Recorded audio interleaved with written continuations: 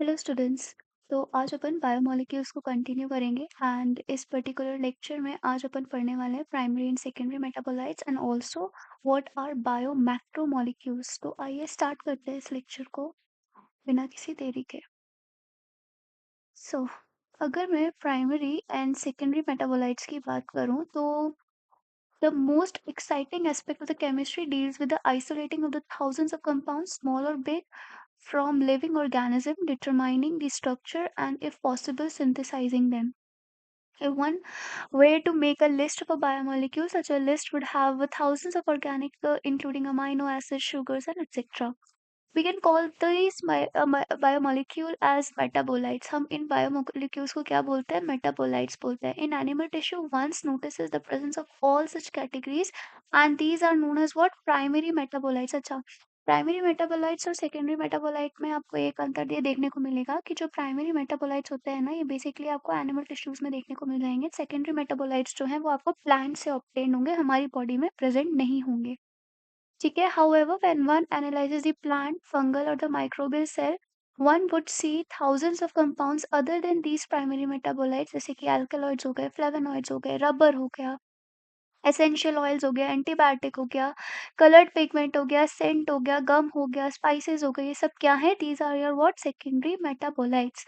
ठीक है। While primary metabolites have identifiable functions and play known role in normal physiological process, we do not at the moment understand the role of the function of the secondary metabolite in the host organism. So basically अभी तक हमें ये नहीं पता चला है कि host organism में सेकेंडरी मेटाबोलाइट का क्या फंक्शन है, बट इनडायरेक्टली ये जो आपके सेकेंडरी मेटाबोलाइट्स है ये हमारे काम के ही आते हैं, ह्यूमन के लिए फेवरेबल रहते हैं। ठीक है। जैसे रबर हो गया, गम्स हो गए, स्पाइसेस हो गई, सेंट हो गया, essential oil, antibiotics, colour pigments, ये सारे के सारे आपके क्या इंपॉर्टेंट है ह्यूमन बींग्स के लिए। इधर ही लिखा है ह्यूमन वेलफेयर के लिए यूज होता है, जैसे कि rubber, drugs, spices, scents and pigments. Some secondary metabolites have ecological importance. ठीक है। कुछ आपके जो होते हैं ना उनमें इकोलॉजिकल इंपॉर्टेंस भी प्रेजेंट होती है, आपको पता चलेगा जब अपन आगे इकोसिस्टम के बारे में पढ़ेंगे। तो ये आपका कुछ सेकेंडरी मेटाबोलाइट है, बहुत ही ज़्यादा इम्पोर्टेंट टेबल है ये, क्योंकि इससे बहुत कॉमनली क्वेश्चन पूछे जाते हैं।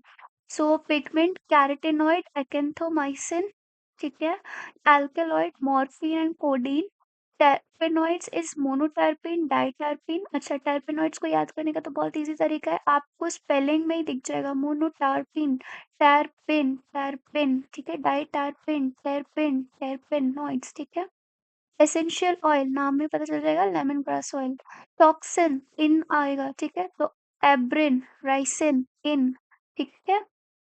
लेसिटिन तो इधर आ जाएगा क्वांकावेलिन ए। ठीक है। इसको कैसे याद रखोगे? ये लेसिटिन में सी आता है एंड यही एक लौता एग्जाम्पल है क्वांकावेलिन ए।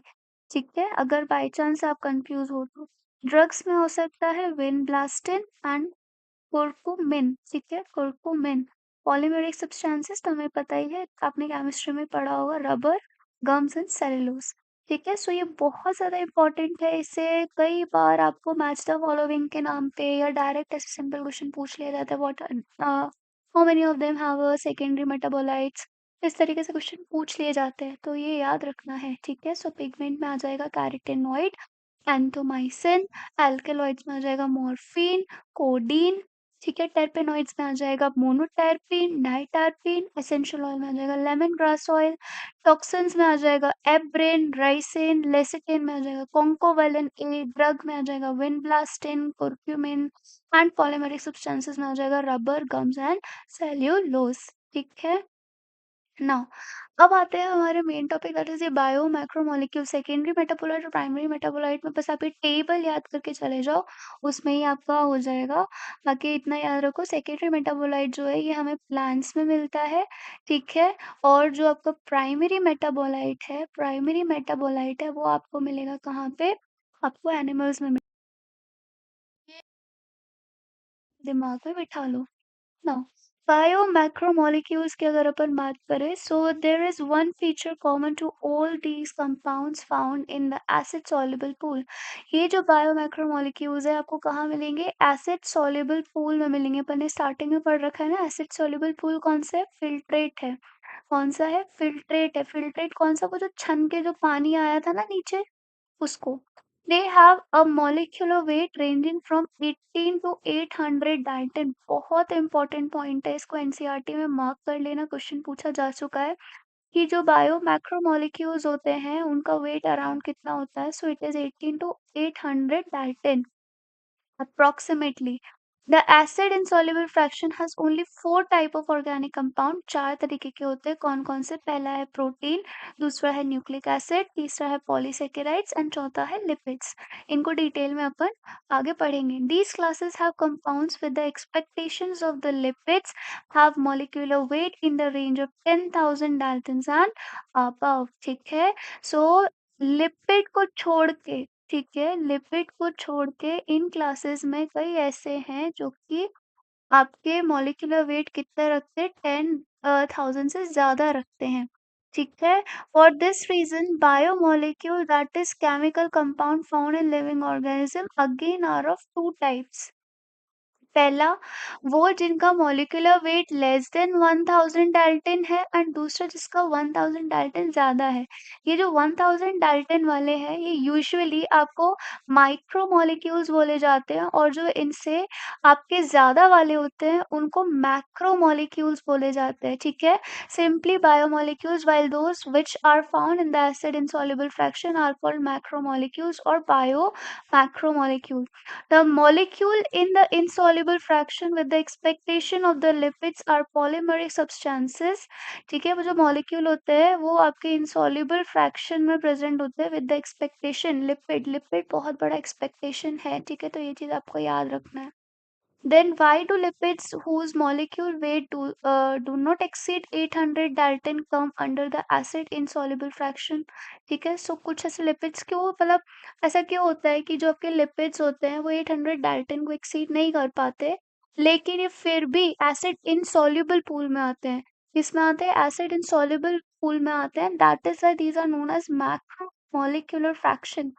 सो बेसिकली क्या होता है, जो लिपिड्स होते हैं ना ये छोटे मॉलिक्यूलर वेट कंपाउंड्स होते हैं, but these are present not only such but also arranged in the structure like cell membrane and other membrane। हमें पता है जो लिपिड्स होते हैं वो हमारे सेल मेम्ब्रेन में प्रेजेंट रहते हैं।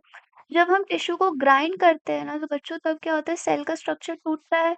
सेल मेम्ब्रेन जो है और बाकी की जो मेम्ब्रेन है वो पीसेस में टूट जाती है और वेसिकल्स फॉर्म कर लेती है। इस तरीके से वेसिकल्स का फॉर्मेशन कर लेती है और ये जो वेसिकल्स होते हैं ना ये वाटर सॉल्युबल नहीं होते। ठीक है, इस वजह से ये एसिड इनसॉल्युबल पूल में आ जाता है। Therefore these membrane fragments in the form of vesicles get separated along with the acid insoluble pool and hence the macromolecular fraction। Although इनका वेट कम होता है बट स्टिल ये आपके एसिड इनसॉल्युबल पूल में इसलिए आ जाते हैं बिकॉज़ सॉरी ऑल हाँ, इनका वेट कम होता है बट ये मैक्रोमोलेक्युलर फ्रैक्शन या फिर एसिड इनसॉल्युबल पूल में इसलिए आ जाते हैं क्योंकि ये डिसॉल्व नहीं हो पाते एसिड सॉल्युबल में, क्योंकि ये वेसिकल्स का फॉर्मेशन कर लेते हैं। ठीक है, so they are not strictly a macromolecule. ठीक, आई होप ये चीज़ समझ में आई होगी। The acid soluble pool represents रफली द साइटोप्लाज्मिक कंपोजिशन। आपके जो एसिड सॉल्युबल पूल क्या रिप्रेजेंट करता है, ये चीज़ याद रखना, पूछा जा सकता है। ठीक है, कि क्या रिप्रेजेंट करता है कि जो भी आपके साइटोप्लाज्म में प्रेजेंट होगा, जो भी साइटोप्लाज्म में आपके कंपोजिशन प्रेजेंट होंगी वो आपको एसिड सॉल्युबल पूल में मिल जाएगी। The macromolecule from cytoplasm and organelle become the acid insoluble fraction। जो आपके macromolecules होते हैं ना साइटोप्लाज्म से जो निकलते हैं, ऑर्गेनेली से जो निकलते हैं, वो कहाँ पाए जाते हैं? एसिड इनसॉल्युबल फ्रैक्शन में पाए जाते हैं। Together they represent the entire chemical composition of a living tissue और ऑर्गेनिज्म। सो माइक्रोमोलिक्यूल्स ये सारे आपके इन टोटल क्या बनाएंगे, ये एक लिविंग टिश्यू का फॉर्मेशन करेंगे। ठीक है, लिविंग टिश्यू का फॉर्मेशन करेंगे। In summary, if we represent the chemical composition of a living tissue from abundance point of view and arranged from these class-wise, we observe that the water is the most abundant chemical in the living organism। सो आपको पता होगा हमारी body में 60 to 70% water present है। ठीक है, तो ये चीज़ आपको याद रखनी है। इधर 70 टू 90% दे रखा है। सो सेल्यूलर मास के अकॉर्डिंग बात करें तो वाटर 70 टू 90% है प्रोटीन 10 टू 15% है, कार्बोहाइड्रेट 3% है, लिपिड 2% है, न्यूक्लिक एसिड 5 टू 7% और आयरन 1% है। Again very important table. Biomolecules में बायोमोलिक्यूल्स में जितने भी आपकी टेबल्स हैं, जितने भी आपके डायग्राम्स हैं, ठीक है, जो भी एनसीईआरटी में गिवन है, न्यूमेरिकल वैल्यू है, वो सब आपको एकदम लर्न होनी चाहिए, रटी होनी चाहिए, क्योंकि बायोमोलेक्यूल अगर एंजाइम के अलावा कहीं क्वेश्चन देता है तो वो इन्हीं टेबल में से घुमा के देता है, ठीक है। सो ये चीज़ आपको बहुत अच्छे से याद होनी चाहिए, टेबल्स एंड डायग्राम्स। सो ये आपका एवरेज कंपोजिशन हो गया किसका, सेल का। सो आज हम बस इतना ही रखने वाले हैं यहाँ पर। कल इसलिए क्योंकि कल मैं यहाँ पे प्रोटीन, न्यूक्लिक एसिड और पॉलीसैकेराइड्स जो हैं वो एक साथ उठाऊँगी, क्योंकि ये आपके एक साथ टॉपिक पढ़ाने वाले हैं। सो आई होप ये वीडियो थोड़ा बहुत आपको समझ में आया होगा एंड आपने एन्जॉय किया होगा, ऑल्दो छोटा था बट क्विक था, ठीक है? सो रिविज़न के लिए था। अगर अच्छा लगा हो ये वीडियो तो लाइक कीजिएगा, सब्सक्राइब कीजिएगा चैनल को। Thank you so much.